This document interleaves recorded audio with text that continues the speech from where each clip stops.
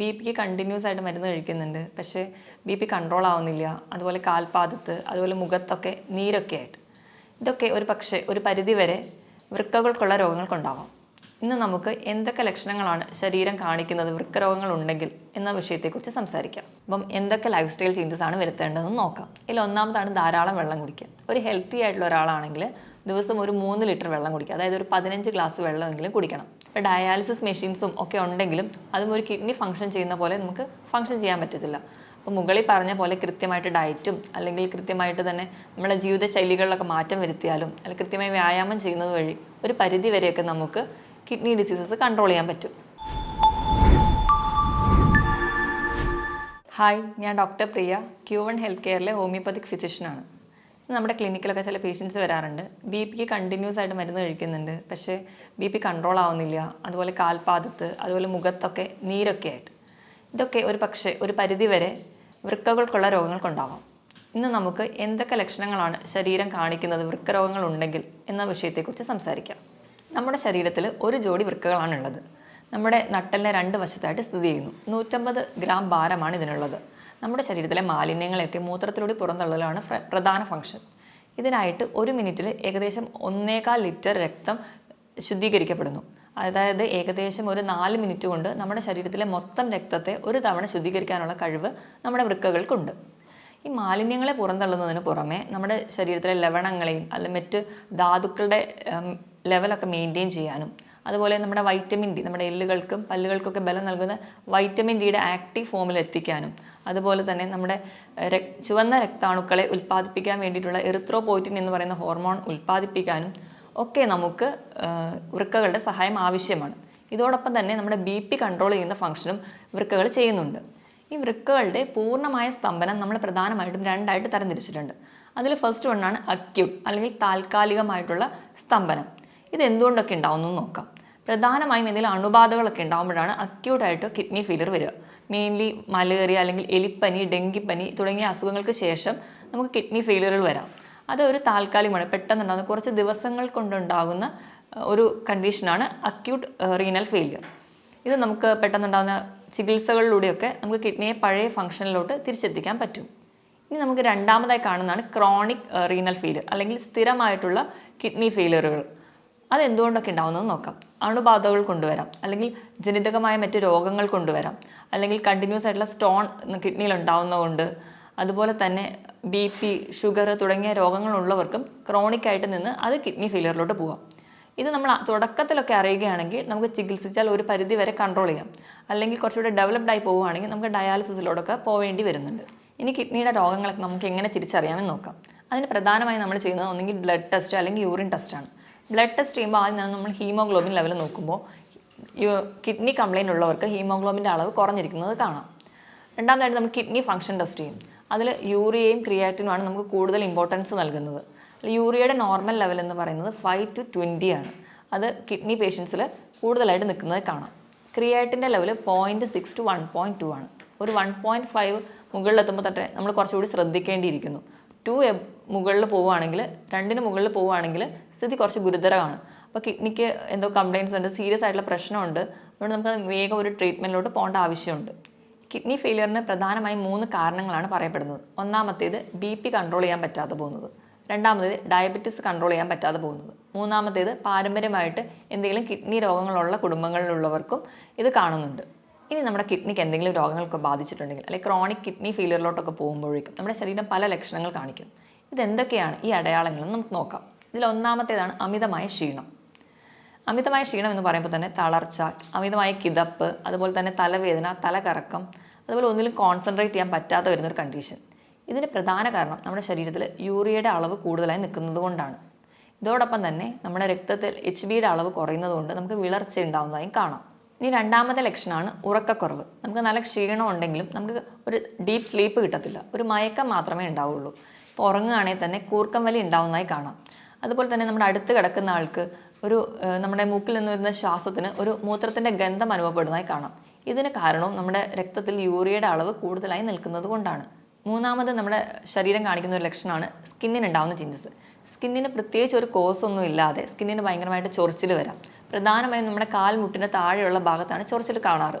ഇപ്പോൾ ഡയബറ്റീസും കൂടെയുള്ള കിഡ്നി പേഷ്യൻസിനാണെങ്കിൽ ഇതിൽ കാലിൻ്റെ ആ ഭാഗത്ത് കറുത്ത നിറം കൂടി കാണാം. ഇതിന് കാരണം മൂത്രത്തിലൂടെ നമ്മുടെ പോയിസണസ് ആയിട്ടുള്ള സബ്സ്റ്റൻസ് ഒന്നും പുറന്തള്ളാതെ അത് നമ്മുടെ രക്തത്തിലായി തന്നെ നിൽക്കുന്നത് കൊണ്ടാണ് ഇങ്ങനെ ചൊറിച്ചിലും അതുപോലെ ഈ കറുത്ത നിറമൊക്കെ കാണുന്നത്. നാലാമതായി ശരീരം കാണിക്കുന്ന ഒരു ലക്ഷണമാണ് ഇടയ്ക്കിടയ്ക്ക് മൂത്രം ഒഴിക്കാനുള്ള ഒരു ടെൻഡൻസി. പക്ഷേ നമുക്ക് മൂത്രം ഒഴിക്കാനൊക്കെ പോയി ഇരുന്നാലും മൂത്രം പോകത്തില്ല. ആ ഒരു ടെൻഡൻസി മാത്രമേ കാണിക്കുള്ളൂ. ഇത് കൂടുതലായും കാണുന്നത് രാത്രി സമയത്താണ്. അഞ്ചാമതായി കാണുന്ന ഒരു ഫീച്ചറാണ് മൂത്രത്തിൽ കലക്കലായിട്ട് കാണുന്നത്. അതായത് നമ്മുടെ മൂത്രത്തിൽ ബ്ലഡ് കൂടി മിക്സ് ചെയ്തിട്ട് പോകും. ചിലപ്പോൾ മൂത്രം ഒഴിക്കുന്നതിൻ്റെ തുടക്കത്തിൽ കുറച്ച് ബ്ലഡ് പോകും, അത് കഴിഞ്ഞിട്ടായിരിക്കും മൂത്രം പോകുന്നത്. അല്ലെങ്കിൽ ഒരു കലങ്ങിയ സ്റ്റേറ്റിലായിരിക്കും കാണുക. നമ്മൾ ചെളി വെള്ളത്തിൽ കുഴച്ച പോലെ ഒരു കലങ്ങിയ അവസ്ഥയിൽ ആണ് യൂറിൻ പോവാറ്. നമ്മൾ എത്ര വെള്ളം കുടിച്ചാലും ഇതൊരു കലക്കലായി തന്നെ തുടരുന്നെങ്കിൽ അതെന്തെങ്കിലും ഒരു കിഡ്നി ഡിസീസ് ഉള്ളവരിലാണ് കൂടുതലായും കാണുന്നത്. ആറാമതായി കാണുന്ന ഒരു ഫീച്ചറാണ് മൂത്രത്തിൽ പതയായിട്ട് കാണുന്നത്. അത് നമ്മുടെ മുട്ടയുടെ വെള്ളയൊക്കെ എടുത്ത് അടിച്ച് പതപ്പിച്ച് കഴിഞ്ഞാൽ നമ്മുടെ പാത്രത്തിൻ്റെ സൈഡിൽ ഇങ്ങനെ കുമിള പോലെ പറ്റി പിടിച്ചിരിക്കുന്നില്ലേ, ആ ഒരു സ്റ്റേറ്റിൽ നമ്മുടെ മൂത്രം പോകുമ്പോൾ കാണാൻ പറ്റും. അതുപോലെ കുമിളകളൊന്നും പൊട്ടാതെ പതയായിട്ട് തന്നെ നിൽക്കുന്നുണ്ടെങ്കിൽ അതും ഒരു കിഡ്നി ഡിസീസിനുള്ള ഒരു അടയാളമായിട്ട് കാണുന്നു. ഇനി ഏഴാമതായി ശരീരം കാണിക്കുന്ന ഒരു ലക്ഷണമാണ് കണ്ണിന് ചുറ്റുമുള്ള തടിപ്പ്, അല്ലെങ്കിൽ നമ്മൾ അതിനെ പഫിനെസ് എന്ന് പറയും. ഇതിന് പ്രധാന കാരണം എന്ന് വെച്ച് കഴിഞ്ഞാൽ നമ്മുടെ ശരീരത്തിന് ആവശ്യമായിട്ടുള്ള പ്രോട്ടീനുകൾ കിഡ്നി വഴി പുറന്തള്ളുകയും അതിന് പകരം പോയിസണസ് ആയിട്ടുള്ള സബ്സ്റ്റൻസ് രക്തത്തിൽ അടിയുന്നതും കൊണ്ടാണ്. നമ്മൾ കിഡ്നി വഴി നമ്മുടെ ശരീരത്തിന് ആവശ്യമുള്ള പ്രോട്ടീൻ പോകുന്നതിനോടൊപ്പം തന്നെ നമ്മുടെ മസിലുകളിലുള്ള പ്രോട്ടീനും അവ പുറന്തള്ളുന്നു. അപ്പോൾ നമ്മുടെ മസിൽസൊക്കെ കുറച്ചുകൂടെ വീക്കാവും. അതുപോലെ കിഡ്നി പേഷ്യൻസൊക്കെ ഇങ്ങനെ മെലിഞ്ഞ് വരുന്നതായിട്ട് നമുക്ക് കാണാം. ഇനി എട്ടാമതായിട്ട് ശരീരം കാണിക്കുന്ന ഒരു ഫീച്ചറാണ് കാൽപാദത്തിലൊക്കെ നീരുണ്ടാവുന്നത്. ഇതിന് പ്രധാന കാരണം എന്ന് വെച്ചിട്ടുണ്ടെങ്കിൽ നമ്മുടെ കിഡ്നിയുടെ എന്തെങ്കിലും ഡിസീസസ് വന്ന് കിഡ്നി ഫെയിലിയർ ആയിട്ടുണ്ടെങ്കിൽ നമ്മൾ വേണ്ടത്ര രീതിയിൽ ബ്ലഡൊക്കെ ഒന്നും പ്യൂരിഫൈ ചെയ്യാതെ പോകും. അപ്പോൾ ഈ ഫ്ലൂയിഡ് എല്ലാം കൂടി റിട്ടൈൻ ചെയ്യുന്നതുകൊണ്ട്, ഫ്ലൂയിഡ് ഇങ്ങനെ കെട്ടിക്കിടക്കുന്നതുകൊണ്ടാണ് കാൽപാദത്തിന് നീര് വരിക. പല കാരണങ്ങൾ കൊണ്ട് നമുക്ക് കാലിലൊക്കെ നീര് വരാം. ചില സന്ധിവാതങ്ങൾ കൊണ്ടുവരാം, അല്ലെങ്കിൽ യൂറിക് ആസിഡിൻ്റെ പ്രശ്നം കൊണ്ടൊക്കെ വരാം. പക്ഷേ ഈ നീരും നമ്മുടെ കിഡ്നി ഡിസീസിനുള്ള നീരും രണ്ടും രണ്ടായിരിക്കും. നമ്മൾ ചിലപ്പോൾ കാല് തൂക്കിയിടുമ്പോഴേക്കും ഈ കിഡ്നി ഡിസീസ് ഉള്ളവർക്ക് നീര് പെട്ടെന്ന് വരുന്നത് കാണാം. അതുപോലെ തന്നെ നമ്മൾ കാല് പൊക്കി വെച്ചതുകൊണ്ട് ഈ നീര് പെട്ടെന്ന് കുറയുന്നതായിട്ട് കാണാൻ പറ്റില്ല. ഇത് തന്നെ വെച്ച് നമുക്ക് ഡിഫറൻഷ്യേറ്റ് ചെയ്യാം, ഇത് കിഡ്നി ഡിസീസസ് കൊണ്ടാണോ അതോ മറ്റ് സന്ധി രോഗങ്ങൾ കൊണ്ടാണോ ഉണ്ടാവുന്നതെന്ന്. ഒമ്പതാമതായി ശരീരം കാണിക്കുന്ന ഒരു ലക്ഷണമാണ് വിശപ്പില്ലായ്മ. നമ്മൾ എത്ര പട്ടിണി കിടന്നാലും നമുക്ക് പ്രത്യേകിച്ച് ഒരു വിശപ്പൊന്നും തോന്നത്തില്ല. അതുപോലെ തന്നെ മറ്റു ചിലർക്കാണെങ്കിൽ ഭക്ഷണം കാണുമ്പോൾ അല്ലെങ്കിൽ ഭക്ഷണത്തിൻ്റെ സ്മെല്ലടിക്കുമ്പോഴേക്കും ഓക്കാനവും ഉണ്ടാവും. ഇതിന് കാരണവും നമുക്ക് ശരീരത്തിലെ യൂറിയയുടെ അളവ് കൂടുമ്പോൾ അത് കിഡ്നിക്ക് മുകളിൽ കരളിനെയും ബാധിക്കുന്നു. അതുവഴിയാണ് നമുക്ക് വിശപ്പില്ലായ്മ ഉണ്ടാവാനുള്ളൊരു കാരണം. ഇനി അവസാനത്തെ ലക്ഷണമാണ് മസിൽ ക്രാംസ്, അല്ലെങ്കിൽ മസിൽസിൻ്റെ കോച്ചിപ്പിടുത്തം. ഇതിന് കാരണം നമ്മുടെ കിഡ്നി വഴി കാൽസ്യത്തിന് കൂടുതലായിട്ട് പുറന്തള്ളുകയും അതുപോലെ പൊട്ടാസ്യം രക്തത്തിൽ കൂടുന്നതും കൊണ്ടാണ് നമുക്ക് കോച്ചിപ്പിടുത്തമൊക്കെ ഉണ്ടാവുന്നത്. ഈ മുകളിൽ പറഞ്ഞ 10 ലക്ഷണങ്ങളിൽ 3 മുതൽ 4 ലക്ഷണങ്ങൾ തുടർച്ചയായിട്ട് ഒരു രോഗിയിൽ തന്നെ കാണുന്നുണ്ടെങ്കിൽ നമ്മളത് ശ്രദ്ധിക്കേണ്ടതാണ്. എത്രയും പെട്ടെന്ന് ഒരു ഡോക്ടറെ കാണിക്കേണ്ടതാണ്. അപ്പോൾ തന്നെ നമ്മൾ യൂറിനും അതുപോലെ ബ്ലഡൊക്കെ ടെസ്റ്റ് ചെയ്ത് കിഡ്നി ഡിസീസ് ഇല്ല എന്ന് ഉറപ്പ് വരുത്തേണ്ടതാണ്. ഇനിയിപ്പോൾ BP അല്ലെങ്കിൽ ഷുഗറോ ഒക്കെയുള്ള രോഗികൾ, അല്ലെങ്കിൽ പാരമ്പര്യമായിട്ട് ഇങ്ങനത്തെ കിഡ്നി ഡിസീസ് ഉള്ളവരാണെങ്കിൽ ഇതിലൊരു 2 ലക്ഷണങ്ങൾ കുറച്ച് കാലമായിട്ട് നിൽക്കുന്നുണ്ടെങ്കിൽ എത്രയും പെട്ടെന്ന് ഒരു ഫിസിഷ്യനെ കാണേണ്ടതാണ്. ഇനി ഈ മുകളിൽ പറഞ്ഞ 10 ലക്ഷണങ്ങൾ ഏതെങ്കിലുമൊക്കെ നമ്മുടെ ശരീരം കാണിക്കാൻ തുടങ്ങിക്കഴിഞ്ഞാൽ നമ്മൾ കിഡ്നിക്ക് വേണ്ടത്ര ശ്രദ്ധ നൽകണം എന്നാണ് അർത്ഥം. അപ്പം എന്തൊക്കെ ലൈഫ് സ്റ്റൈൽ ചേഞ്ചസ് ആണ് വരുത്തേണ്ടതെന്ന് നോക്കാം. ഇതിൽ ഒന്നാമതാണ് ധാരാളം വെള്ളം കുടിക്കുക. ഒരു ഹെൽത്തി ആയിട്ടുള്ള ഒരാളാണെങ്കിൽ ദിവസം ഒരു 3 ലിറ്റർ വെള്ളം കുടിക്കുക. അതായത് ഒരു 15 ഗ്ലാസ് വെള്ളമെങ്കിലും കുടിക്കണം. ഇപ്പോൾ കിഡ്നി ഡിസീസസ് ഒക്കെ സ്റ്റാർട്ട് ചെയ്തു, പക്ഷേ ഡയാലിസിസിലോട്ടൊന്നും എത്തിയിട്ടില്ലാത്ത ഒരാളാണെങ്കിൽ വെള്ളം കുടിക്കുന്നതിൻ്റെ അളവും മൂത്രം ഒഴിക്കുന്നതിൻ്റെ അളവും തമ്മിൽ ഒരു അനുപാതമുണ്ട്. അവരൊഴിക്കുന്ന മൂത്രത്തിൽ നിന്നിൻ്റെ കൂടെ ഒരു 600 മില്ലി കൂടി കൂട്ടിയിട്ട് വേണം അവർ വെള്ളം കുടിക്കാൻ. ഇപ്പം 2 ലിറ്റർ ആണ് ഒരാൾ ഒഴിക്കുന്ന മൂത്രമെങ്കിൽ അവർ കുടിക്കേണ്ട വെള്ളത്തിൻ്റെ അളവ് 2600 മില്ലി ലിറ്ററാണ്. രണ്ടാമതായിട്ട് പുകവലി പൂർണ്ണമായി നിർത്തുക. അതിന് ഒന്നാമത്തെ പറയുന്ന കാരണം എന്ന് വെച്ചിട്ടുണ്ടെങ്കിൽ നമ്മൾ പുകവലി ഉള്ളവരിൽ ഓക്സിജൻ ക്യാരിയിങ് കപ്പാസിറ്റി, ഓക്സിജൻ്റെ അളവ് കുറയുന്നതായിട്ട് കാണാം. രണ്ടാമതായിട്ട് പുകവലി മൂലം ഉണ്ടാകുന്ന കെമിക്കൽസ് നമ്മുടെ രക്തക്കൊള്ളുകൾ അടിയുകയും അത് നമ്മുടെ ചെറിയ രക്തക്കൊള്ളുകൾക്ക് നാശം ഉണ്ടാക്കുകയും ചെയ്യുന്നു. ഇതുവഴി നമ്മുടെ വൃക്കകൾക്കുള്ള രക്തയോട്ടം കുറയ്ക്കുകയും ചെയ്യുന്നുണ്ട്. അതുപോലെ തന്നെ ഈ പുകവലി ഉള്ളവരിലാണ് കൂടുതലായിട്ടും ഇപ്പോൾ കിഡ്നി ക്യാൻസേഴ്സും അല്ലെങ്കിൽ മറ്റ് ഗ്രോത്തുകളും കിഡ്നിയിൽ ഉണ്ടാകുന്നത് കൂടുതലായി കാണുന്നത് പുകവലി ഉള്ളവരിലാണ്. മൂന്നാമതായിട്ട് മദ്യപാനം, അതുപോലെ തന്നെ പ്രിസർവേറ്റീവ്സ് ആഡ് ചെയ്തിട്ടുള്ള ഡ്രിങ്ക്സും സോഫ്റ്റ് ഡ്രിങ്ക്സൊക്കെ പൂർണ്ണമായി നിർത്തുക. ഈ മദ്യപാനം ഒക്കെ ഉള്ളവരിൽ ഇലക്ട്രോലൈറ്റ് ബാലൻസ്, അതായത് നമ്മുടെ ധാതുക്കളുടെയും ലവണങ്ങളുടെയൊക്കെ ബാലൻസ് പ്രോപ്പറായിട്ട് കാണില്ല. അതുപോലെ തന്നെ ശരീരത്തിന് വേണ്ട ആവശ്യമായിട്ടുള്ള വെള്ളം ഈ മദ്യപാനികളിൽ കുറവായിട്ട് കാണാം. അവർക്ക് ഡീഹൈഡ്രേഷൻ കൂടുതലായിട്ട് കാണുന്നുണ്ട്. നാലാമതായിട്ട് അമിതവണ്ണം, ഓവർ വെയിറ്റ് ഒക്കെ ഉണ്ടെങ്കിൽ അത് മാക്സിമം കൺട്രോൾ ചെയ്യാൻ ശ്രദ്ധിക്കണം. അമിതവണ്ണമുള്ളവർക്കൊക്കെ വൃക്കയിലെ മുകളിലുണ്ടാകുന്ന ഓവർലോഡ് അല്ലെങ്കിൽ പ്രഷർ കൂടുതലാണ്. അത് നമ്മുടെ വൃക്കകൾക്ക് പെട്ടെന്ന് രോഗങ്ങൾ ഉണ്ടാവാനുള്ള കാരണമാകുന്നു. അതുകൊണ്ട് തന്നെ അമിതവണ്ണം ഉള്ളവരാണെങ്കിൽ അത് കൺട്രോൾ ചെയ്യാൻ ശ്രദ്ധിക്കുക. അതിനായിട്ട് കൃത്യമായിട്ട് വ്യായാമം ചെയ്യുക. ആഴ്ചയിൽ 5 ദിവസമെങ്കിലും കഴിയുന്നൊരു 45 മിനിറ്റ് മുതൽ 1 മണിക്കൂർ വരെ ചെറിയ തോതിലുള്ള വ്യായാമങ്ങൾ, രാവിലെ എണീറ്റ് നിരപ്പായ സ്ഥലത്തൂടെ നടക്കുക, അതായത് പറ്റുന്ന രീതിയിലുള്ള എക്സസൈസുകളൊക്കെ ചെയ്യുക. ഇത് നമ്മുടെ ശരീരം കുറച്ചുകൂടി ഹെൽത്തി ആയിട്ട് നിൽക്കും. അതുപോലെ തന്നെ വണ്ണം കുറയ്ക്കാം, ബിപിയും ഷുഗറും ഒക്കെ കൺട്രോൾ ചെയ്യാൻ പറ്റും.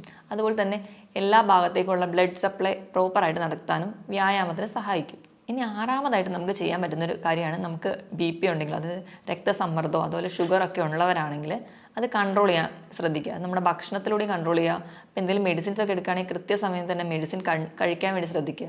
അതുവഴി നമുക്കൊരു പരിധി വരെ കിഡ്നി ഡിസീസിലോടൊന്നും എത്താതെ നമ്മുടെ ശരീരത്തിനെ പ്രൊട്ടക്റ്റ് ചെയ്യാൻ പറ്റും.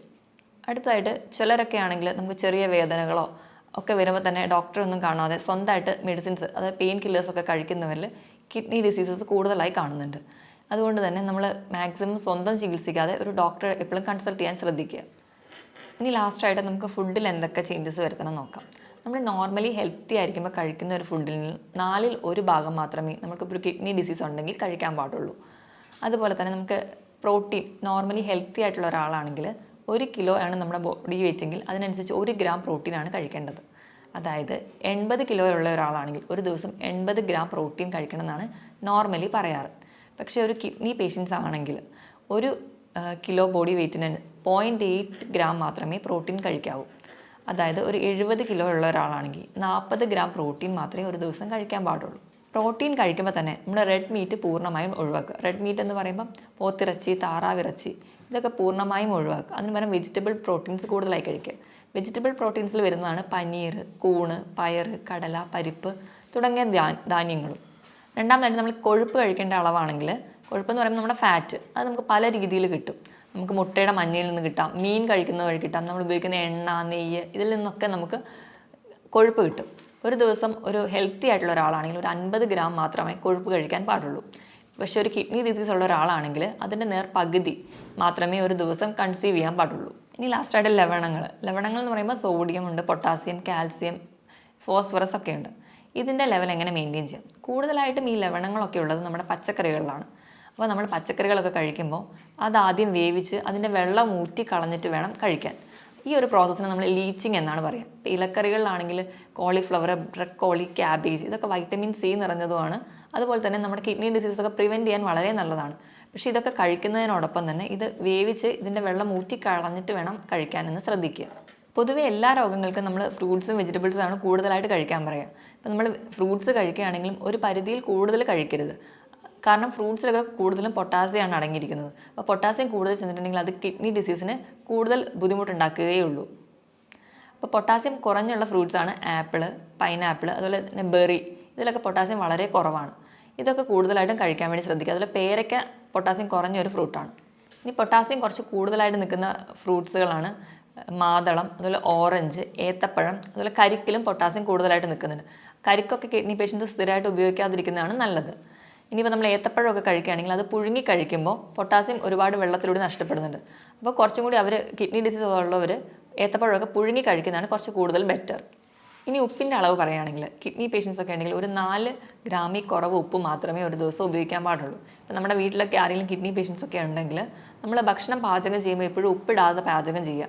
എന്നിട്ട് അവർക്ക് വേണ്ടിയിട്ടുള്ള ഒരു പോർഷൻ മാറ്റി വെച്ച് അതിൽ വളരെ കുറച്ച് ഉപ്പ് മാത്രം ചേർക്കുക. എങ്കിൽ മാത്രമേ നമുക്ക് ആ ഉപ്പിൻ്റെ ലെവൽ മെയിൻറ്റെയിൻ ചെയ്യാൻ പറ്റുള്ളൂ. നമുക്കറിയാം, നമ്മൾ സയൻസും അല്ലെങ്കിൽ മെത്തേഡ്സൊക്കെ ഇത്രയും ഡെവലപ്ഡ് ആയിട്ട് നിൽക്കുന്ന ഒരു സ്റ്റേജിലാണെങ്കിൽ പോലും കിഡ്നിയെ പോലെ തന്നെ ഏറ്റവും ചെറിയ മൈന്യൂട്ടായിട്ടുള്ള മാലിന്യങ്ങൾ പോലും പുറന്തള്ളാൻ പറ്റുന്ന ഒരു മെക്കാനിസം അല്ലെങ്കിൽ ഒരു മെഷീനും ഇന്ന് വരെ കണ്ടുപിടിക്കാൻ പറ്റിയിട്ടില്ല. ഇപ്പോൾ ഡയാലിസിസ് മെഷീൻസും ഒക്കെ ഉണ്ടെങ്കിലും അതും ഒരു കിഡ്നി ഫംഗ്ഷൻ ചെയ്യുന്ന പോലെ നമുക്ക് ഫംഗ്ഷൻ ചെയ്യാൻ പറ്റത്തില്ല. അപ്പോൾ മുകളിൽ പറഞ്ഞ പോലെ കൃത്യമായിട്ട് ഡയറ്റും അല്ലെങ്കിൽ കൃത്യമായിട്ട് തന്നെ നമ്മളെ ജീവിതശൈലികളിലൊക്കെ മാറ്റം വരുത്തിയാലും അല്ലെങ്കിൽ കൃത്യമായി വ്യായാമം ചെയ്യുന്നത് വഴി ഒരു പരിധി വരെയൊക്കെ നമുക്ക് കിഡ്നി ഡിസീസസ് കൺട്രോൾ ചെയ്യാൻ പറ്റും. ഇതിനോടൊപ്പം തന്നെ കിഡ്നി രോഗങ്ങൾക്കുള്ള ഫലപ്രദമായ ചികിത്സയും ഹോമിയോപ്പതിയിലൂടെ ലഭ്യമാണ്. ഇനി മറ്റൊരു ഹെൽത്ത് ടോപ്പിക്കുമായിട്ട് വീണ്ടും കാണുന്നതുവരെ നന്ദി.